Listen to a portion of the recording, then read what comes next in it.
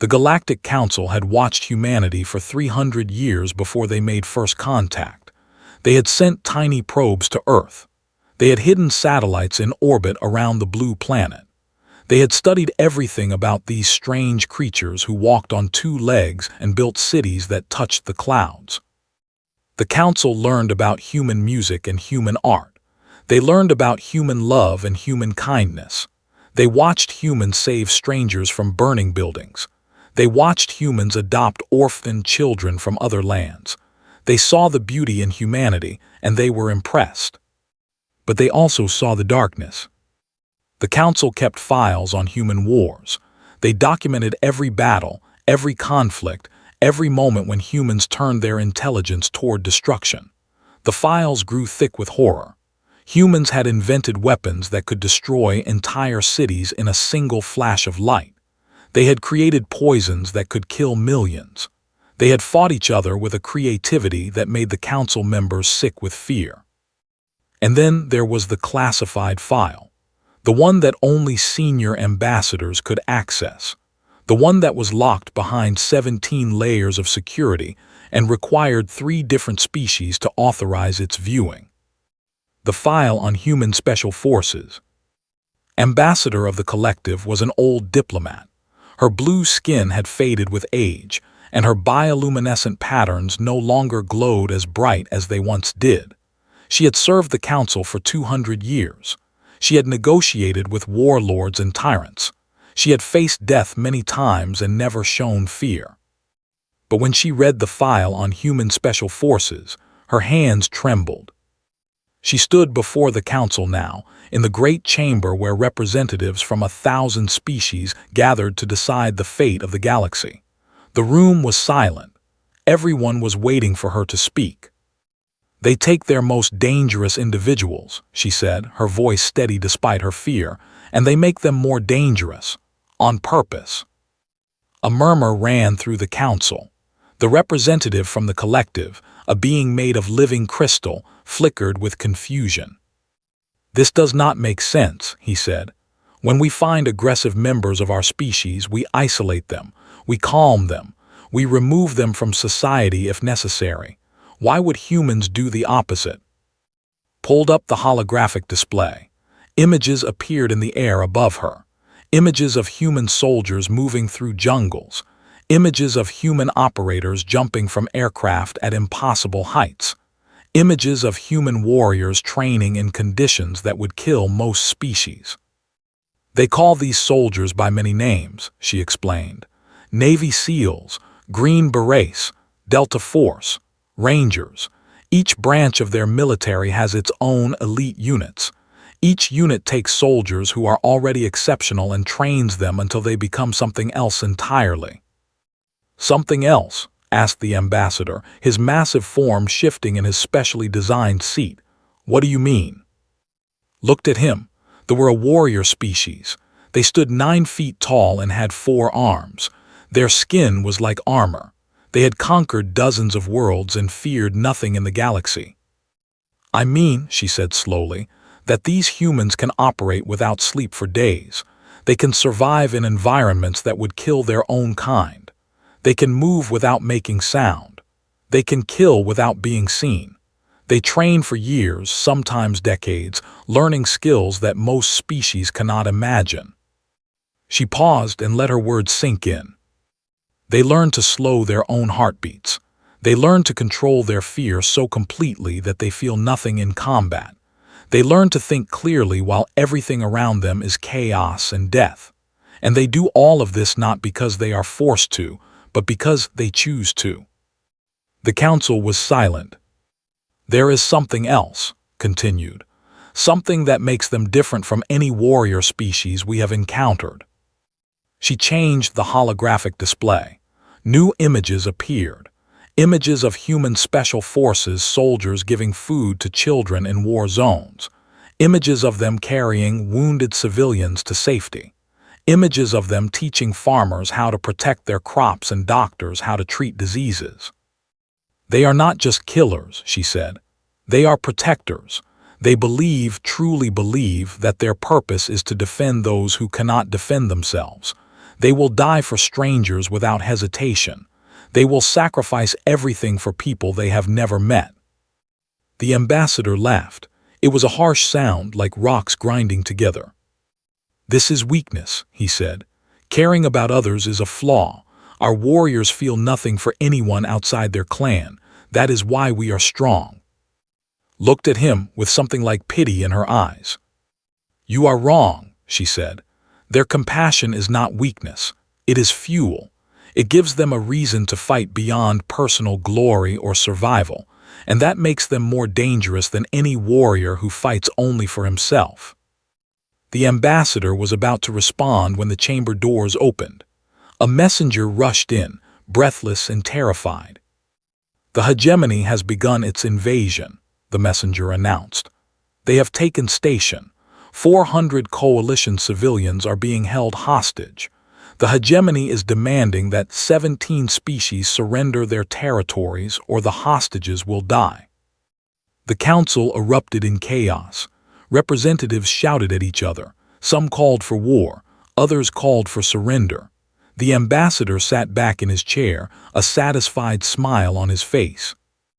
Remained calm. She had expected this. They had been preparing for expansion for years. They believed that no one could stop them. Their army numbered in the millions. Their fleet was the largest in the sector. She waited for the noise to die down. Then she spoke. "There is only one option," she said. "We must ask the humans for help." "The humans?" someone shouted. "Their fleet is small. Their territory is tiny. What can they possibly do against the hegemony?" Smiled, and there was no warmth in it. "We do not need their fleet," she said. "We need their special forces." The message was sent to Earth that night. It traveled across the stars at faster-than-light speed and arrived at the headquarters of the United Earth Defense Coalition. It was passed from officer to officer until it reached the desk of the highest military commander. And then the orders went out. Commander Jake was on leave when he got the call. He was sitting on his porch in Virginia, watching the sun set over the mountains. His phone buzzed, and he looked at the screen. He saw the code that meant his vacation was over. He made 12 calls in the next hour. 12 soldiers answered. 12 soldiers packed their bags and said goodbye to their families. They did not know if they would come back. They never knew. But they went anyway because that was who they were. The galaxy had asked for help. The special forces were coming. The carrier Resolute Dawn hung in the darkness of space, hidden behind a dead moon 3 light hours from station. Inside the ship, 12 soldiers sat in a briefing room and studied holographic maps of their target. Commander Jake stood at the front of the room. He was a tall man with gray at his temples and scars on his hands. He had been doing this job for 20 years. He had led missions on 4 different planets and 2 moons. He had lost friends and killed enemies and somehow kept going through it all. "The station is massive," he said, pointing at the hologram. 12 levels, 2 million square feet of corridors, rooms, and maintenance tunnels. They have 8,000 warriors inside. They have the hostages in Section Gamma 7, near the center of the station. Staff Sergeant leaned forward. She was small but strong, with dark hair pulled back in a tight bun. She had grown up in San and joined the army at 18. Now she was one of the best soldiers on the planet. "What about defenses?" she asked. "Heavy," replied. "Automated gun turrets at every major junction. Patrol teams moving through all levels around the clock. They have sensors that can detect body heat, movement, and sound, and they themselves can sense heartbeats from 50 meters away." Master Sergeant Cole whistled softly. He was a big man from Montana, quiet and calm. He could shoot a target from 2 miles away and never miss. "Sounds impossible," he said. "It sounds difficult," corrected. "Nothing is impossible." He pulled up more images on the hologram.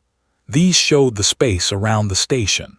A debris field floated nearby, the remains of a transport ship that they had destroyed during their attack. "We go in using the debris as cover," explained. Drop pods just big enough for one person each. We ride the debris field in and land in the industrial sector on the lower level. That area has less patrol activity. From there, we move up through the station. Chief Petty Officer Sam Winters studied the maps. He was a Navy SEAL with 15 years of experience. He had operated in every environment known to humans, from frozen mountains to burning deserts to the bottom of the ocean. This would be his first mission in space, but he felt no fear. Fear was something he had learned to control long ago. The heartbeat detection is the problem, he said. We can avoid the sensors, we can move silent, but we cannot hide our hearts. Nodded. That is why we train for this. Standard protocol. We slow our heart rates to 40 beats per minute during infiltration, maybe lower if we need to. The alien liaison officer standing in the corner of the room made a strange sound. His name was, and he was a member of the species. His blue skin flickered with confusion. You can control your own hearts, he asked. This is not possible. The heart is automatic. It beats on its own. Lieutenant Park smiled. She was the team's medic, a former Army surgeon who had decided she wanted to save lives on the battlefield instead of in a hospital. It takes years of training, she explained. Meditation, biofeedback, practice. We learn to control parts of our bodies that most people cannot control. It is not easy, but it is possible. Shook his head. Your species terrifies me, he said quietly. Continued the briefing. He assigned each team member to a specific role. Cole would handle long-range support and corridor security. Winters and Park would lead the hostage extraction. Technical Sergeant Ben would handle electronics and communications. Petty Officer Torres would manage demolitions and diversions. The rest of the team filled other roles. Staff Sergeant was the team's vacuum specialist, trained to operate in the cold emptiness of space. Sergeant First Class Chris Holt was the close combat expert. Staff Sergeant was the team's scout, able to move faster and quieter than anyone else. 3 more soldiers rounded out the team. Sergeant Pete Castro, a sniper who had grown up hunting deer in Wisconsin. Staff Sergeant Amy, an explosives expert from California. And Sergeant First Class Danny, a communications specialist who could hack any system ever built.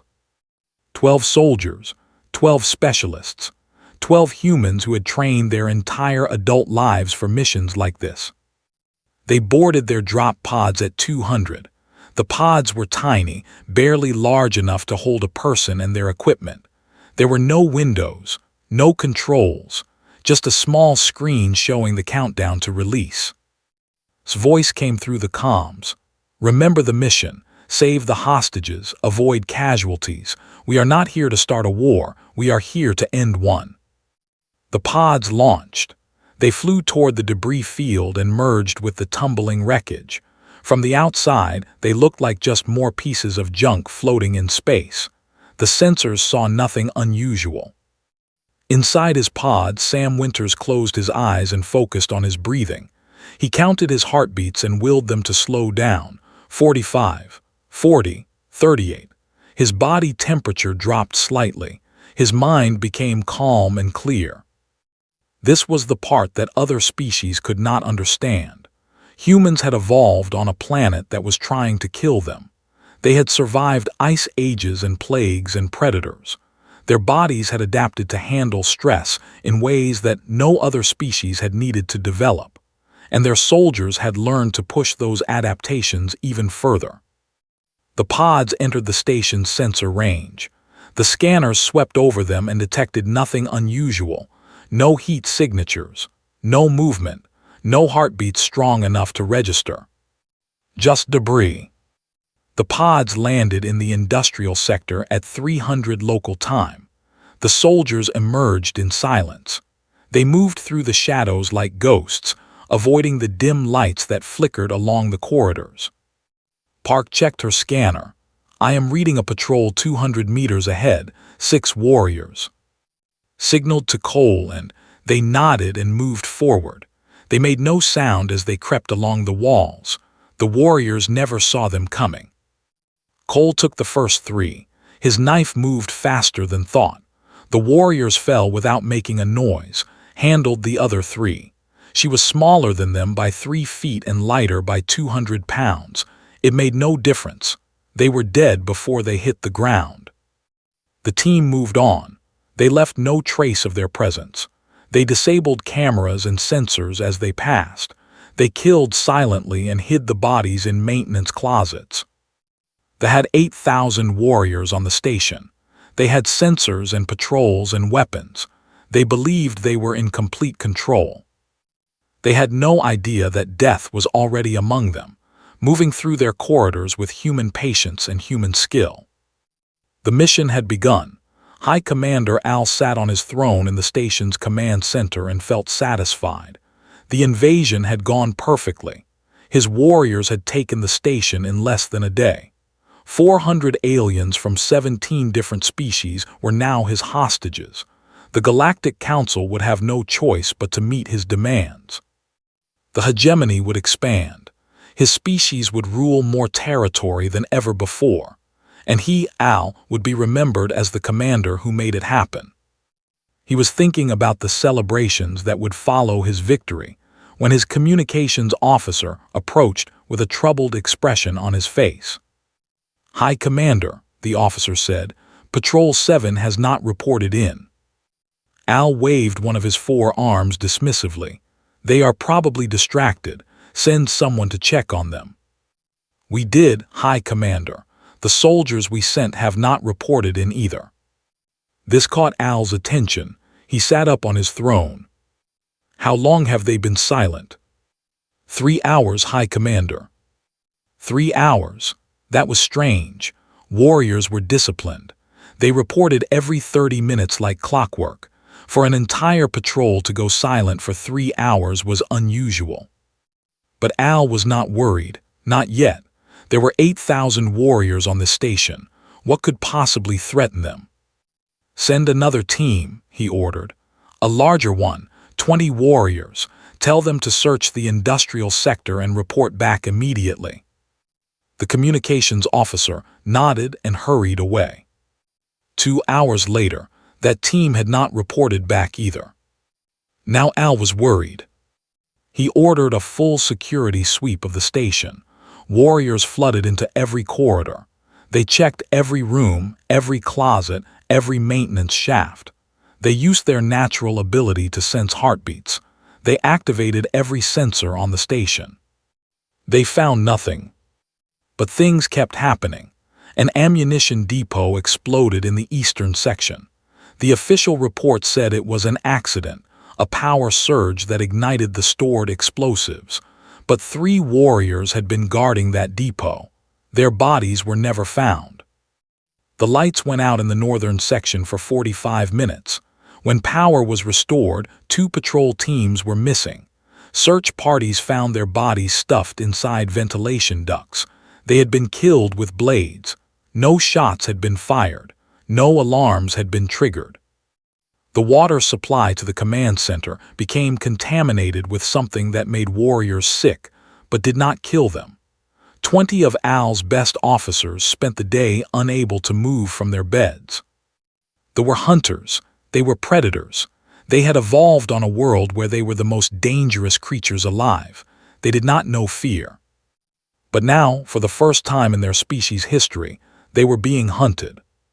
Technical Sergeant Ben had spent 4 hours inside the station's water recycling system. The pipes were narrow and filled with liquid. He breathed through a tube no wider than a finger. He did not move. He did not make a sound. He simply waited, patient as a stone, until it was time to add the chemical agent to the water supply. Then he waited 3 more hours before moving again. Petty Officer Torres had taken a different approach. When the search team swept through her section, she was lying underneath a pile of their own dead. She had covered herself in their blood to mask her scent. She had slowed her heartbeat until it was barely detectable. The warriors walked right past her. They could not imagine that any living creature would hide among corpses. It was unthinkable. It was disgusting. It was human. Staff Sergeant had climbed out of an airlock and attached himself to the station's exterior hull. He clung to the metal surface in the freezing vacuum of space for 5 hours. His suit protected him from the cold, but just barely. When he finally came back inside, his fingers were numb and his skin was pale. But he had planted explosive charges on 3 critical systems, and no one had seen him do it. Inside the command center, Al was losing control. "What is happening?" he demanded. "Where are our warriors disappearing to?" His officers had no answers. They only had reports: more patrols missing, more systems failing, more unexplained deaths. "It must be saboteurs," one officer suggested.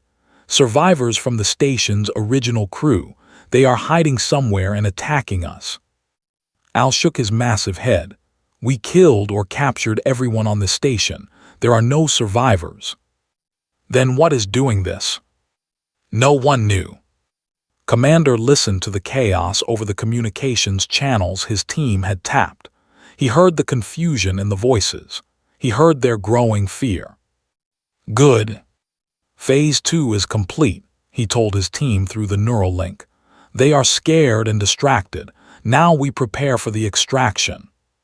"The hostages are still in Section Gamma 7, Lieutenant Park reported.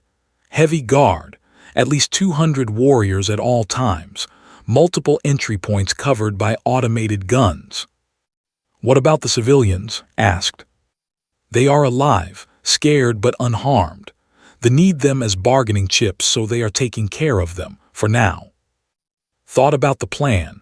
200 guards, automated guns, limited entry points, and they needed to get 400 civilians out alive." He had faced worse odds. They all had. "We move in 6 hours," he decided. "Everyone rest while you can, eat, hydrate, check your equipment. When we go hard and fast, no mistakes." The team acknowledged his orders and went silent. Across the station, warriors jumped at shadows. They heard sounds that were not there. They felt watched even when they were alone. Some of them swore they saw movement in the darkness, quick shapes that vanished before they could react. Sergeant First Class Chris Holt was responsible for some of those shadows. He had spent 12 hours moving through the station, letting himself be seen just briefly enough to cause fear. He never stayed in one place. He never let anyone get a good look at him. He was just a glimpse, a suggestion, a hint of something terrible waiting in the dark. Psychological warfare was a human specialty. It had been for thousands of years. They did not understand it. They fought in open battles, face to face, army against army. They did not play tricks. They did not use fear as a weapon. But the humans did. And by the time the sun rose over station, 2,000 warriors were too afraid to leave their posts. Morale was crumbling. Officers were arguing with each other. The perfect discipline of the hegemony's army was falling apart. The humans had not fired a single shot. They did not need to. Not yet. The lights went out at 8:47. Every light on the station, every screen, every console, the entire structure plunged into complete darkness. They panicked. They had never fought in true darkness before. Their home world had 3 suns. Night did not exist there. Shadows were rare and small and harmless. But this darkness was total. It swallowed everything. High Commander Al screamed for his officers to restore power. Warriors stumbled through the corridors, crashing into walls and each other. Their natural senses were designed for a bright world. In the dark, they were nearly helpless. The humans were not. Commander dropped from a ventilation shaft and landed silently behind 2 guards. His knife moved twice and both guards fell. He did not slow down. He was already moving toward his next target. "All teams begin assault," he said through the neural link. "Primary objective is the hostage area. Everyone else, create as much chaos as possible." Staff Sergeant and Master Sergeant Cole had positioned themselves at the main corridor junction leading to Section Gamma 7. When the lights went out, they opened fire. Their weapons had been modified for this mission. They made almost no sound, but in the darkness, each shot was deadly accurate. Cole could see perfectly through his night vision goggles. Every bullet found its target. Warriors fell by the dozens. They fired back wildly, shooting at nothing. Some of them hit each other. Their discipline had collapsed. 30 down, Cole reported calmly. More coming from the east corridor. I see them, replied, switching to grenades. The explosion lit up the corridor for a brief moment.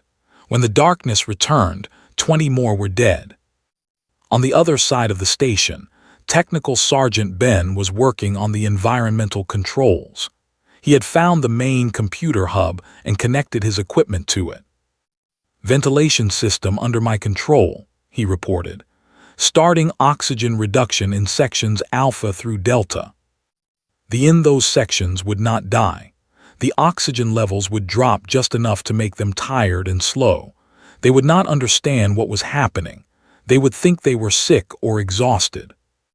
Another human trick, another weapon that they had never imagined. Petty Officer Torres had reached the automated gun turrets that protected the hostage area. She moved through the darkness like she had been born in it. Her fingers worked quickly, disabling the guns one by one. Turrets down, she reported. Path is clear. Chief Petty Officer Sam Winters and Lieutenant Park led the main assault on the hostage area. They moved together, covering each other, their weapons sweeping the corridors ahead of them. The guards did not see them coming. They only heard sounds in the darkness, footsteps that seemed to come from everywhere at once, whispers that might have been wind or might have been something else. Then the killing began. Winters was fast, faster than any creature that size had a right to be. He moved between the guards like water flowing around stones. Each movement was precise. Each strike was lethal. He did not waste energy. He did not make mistakes. Park was right behind him. She carried a medical kit along with her weapons. Every civilian they freed, she checked quickly for injuries. She gave water to those who needed it. She spoke calming words to those who were terrified. It is okay, she told them. We are here to help. Follow us and stay quiet. The hostages looked at her with wide eyes. They were species from across the galaxy. Some had never seen a human before, but they followed her. Something about her voice made them trust her. The commander in charge of the hostage area was a warrior named. He was bigger than most, and he was not afraid of the dark. When the lights went out, he ordered his warriors to form a defensive circle around the hostages. Nothing gets through, he commanded. Kill anything that moves. He felt confident. He had 200 warriors. No enemy could defeat that many in close combat. Then the first warrior died, then the second, then the third. Could not see what was killing them. He could only hear the sounds of bodies falling. He could only smell the blood of his warriors. Fire, he screamed, fire everywhere. They fired their weapons in all directions. The noise was deafening. Energy bolts flew through the darkness. Several warriors were hit by friendly fire. But the humans had already moved. They were never where they expected them to be. They attacked from angles that should have been impossible. They killed and vanished and killed again. Staff Sergeant found the hostages while they were distracted by the assault. She grabbed the nearest civilians and started guiding them toward the extraction point. Stay with me, she told them. Do not make noise, walk where I walk. A warrior appeared in front of them. He was wounded and confused, but he raised his weapon. Hit him before he could fire. She used her bare hands. The warrior was 9 feet tall and weighed 600 pounds. She was a human woman of average height and weight. She won. The warrior fell and did not get up, kept moving without pausing. The hostages followed, too shocked to do anything else. The extraction took 47 minutes. 47 minutes to move 400 civilians through a station filled with thousands of enemy warriors. 47 minutes of constant fighting and hiding and moving. Sergeant Pete Castro provided sniper support from an elevated position. He could see the entire route through his scope. Every time a threatened the evacuation, Castro's rifle spoke once and the fell. Staff Sergeant Amy used explosives to collapse corridors behind the evacuating hostages. Each explosion blocked pursuit and added to the chaos. Sergeant First Class Danny had taken control of the station's communications. He played false orders over the channels, sending warriors in the wrong directions. He made them think the attack was coming from everywhere at once.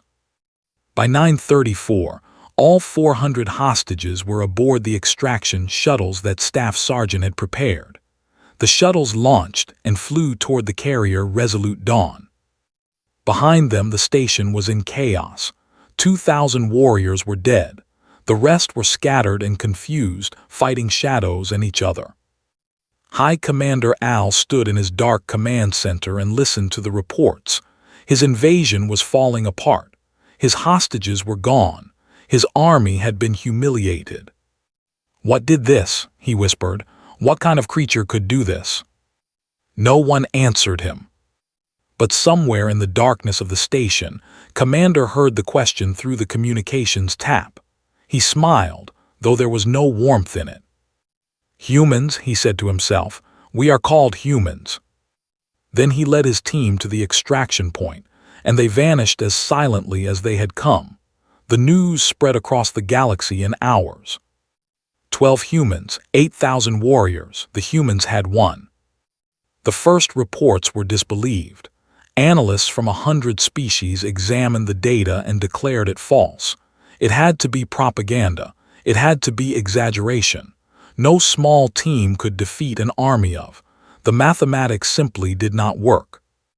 But then the evidence arrived. Video recordings from the station's surviving cameras, audio files from the communications channels, testimonies from the 400 rescued hostages. It was all true. Ambassador presented the final report to the Galactic Council 3 weeks after the battle. The chamber was more crowded than it had ever been. Representatives from species that normally ignored galactic politics had come to hear the truth about what happened at station. The human team suffered 0 casualties, announced. 0. 12 soldiers entered the station, completed their mission, and extracted without losing a single member. The council was silent. This silence was different from before. It was not confusion or disbelief. It was awe. The hegemony lost 2,000 warriors in direct combat, continued. Another 800 were incapacitated by chemical agents, oxygen deprivation, and psychological trauma. The remaining warriors were so demoralized that they offered no resistance when coalition forces arrived to secure the station. She paused and looked around the chamber. "I have spoken with High Commander Al since the battle. He is not the same warrior he was before. He told me that his soldiers reported seeing ghosts, shadows that moved and killed without warning, enemies that could not be detected, could not be fought, could not be stopped." She pulled up a final image on the holographic display. It showed the 12 human soldiers boarding their extraction shuttle. They were tired and dirty. Some of them had minor wounds, but they were all alive, and they moved with the easy confidence of professionals who had done their job well. "They do not fight like soldiers," said.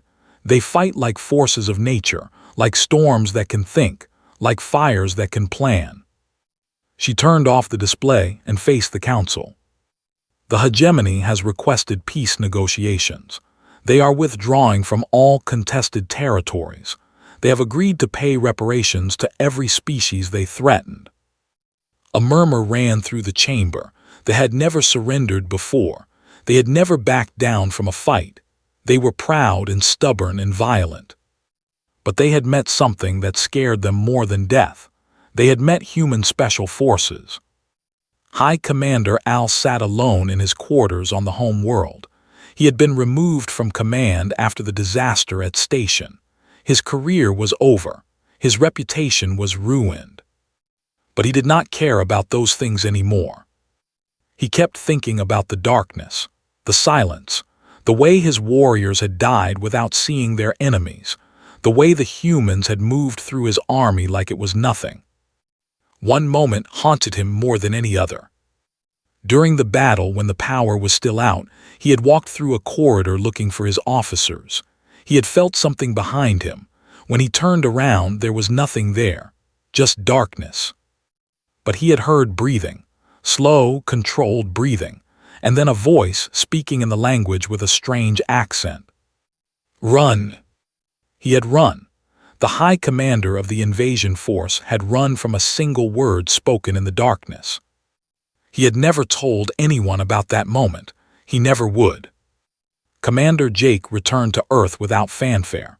There were no parades, no medals given in public ceremonies, no speeches by politicians thanking him for his service.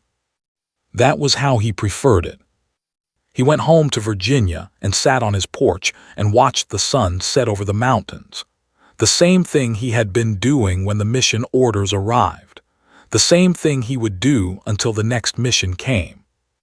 His team scattered to their own homes. Flew to Texas and hugged her mother for a long time. Her mother asked where she had been, said she could not tell her. Her mother understood. She was used to it by now. Cole drove to his cabin in Montana and spent a week alone in the woods. He hunted deer and fished in streams and did not speak to anyone. It was how he recovered after missions. The silence of nature helped him forget the other kind of silence, the silence of warfare. Sam Winters visited his mother's grave in Ohio. He sat beside the headstone and told her about the mission, not the classified details, just the basics. He told her that he had helped save 400 innocent people. He told her that everyone on his team had come home. "You would be proud," he said to the stone. "I think I am too." The other soldiers went their own ways. Some went to families. Some went to empty apartments. Some went to bars and tried to forget. Some went to gyms and tried to stay sharp. They all knew that this was temporary. They all knew that another mission would come. Somewhere in the galaxy, something terrible would happen, and the call would go out again. And they would answer. They always did. Across the galaxy, a new phrase entered the common language. It was spoken in whispers and written in warnings. Diplomats used it to end negotiations quickly. Warlords used it to scare their enemies. Children learned it as a cautionary tale. "Be careful," people said. "Be very careful, they might send their special forces." They taught their young warriors about station. They made it part of their military training. The lesson was simple. Humans were not like other species. They could not be intimidated. They could not be overwhelmed. They could not be stopped by numbers or weapons or fear. If you threatened humans, they would come for you, not with fleets and armies, with 12 soldiers who moved like shadows and killed like demons. Other species learned similar lessons. Pirates who preyed on human merchant ships quietly changed their hunting grounds. Slavers who had considered capturing humans quickly changed their minds. Even ancient empires that had ruled looked at humanity differently now. The humans were small. Their territory was tiny. Their technology was not particularly advanced. But they had created something that no other species had created. They had created warriors who transcended normal limitations. Warriors who could do impossible things through training and discipline and sheer stubborn will. The galaxy had many dangerous species. It had predators and conquerors and destroyers. But only humanity had special forces. And the galaxy, vast and ancient and full of wonders, hoped it would never have to meet them. Because the stories were true, all of them. The humans had proven it.